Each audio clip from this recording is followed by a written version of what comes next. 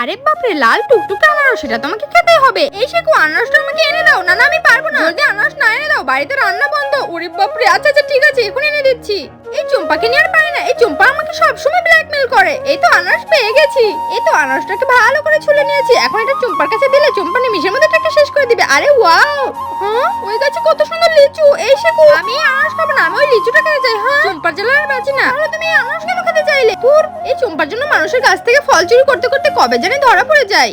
আনারসটা খেতে খুবই সুস্বাদু। এই তো লিচুগুলো পেয়ে গেছি, তাড়াতাড়ি যাই। এই চম্পা, এই নাও লিচু, এটা খেয়ে আমাকে উদ্ধার করো। কিন্তু শেকু, এটা তো মনে হচ্ছে না যে আমার দেখানো লিচু, এটা তো অন্য গাছের লিচু মনে হচ্ছে। আরে চম্পা, তুমি আগে এটা খেয়ে দেখো না, এটা ওটার থেকেও বেশি সুস্বাদু। এই নাও। তার আগে তুমি বাংলাদেশ থেকে হলে সাবস্ক্রাইব করো, আর ইন্ডিয়া থেকে হলে লাইক করো। আমি বাংলাদেশ থেকে, তাই সাবস্ক্রাইব করে দিয়েছি। আর কমেন্ট বক্সে তোমার দেশের পতাকা কমেন্ট করো, দেখি কোন দেশের পতাকা বেশি দেখা যায়। প্রথমে লিচুটার খোসা ছাড়িয়ে নিতে হবে, তারপর মুখের ভিতরে পুরে দিতে হবে।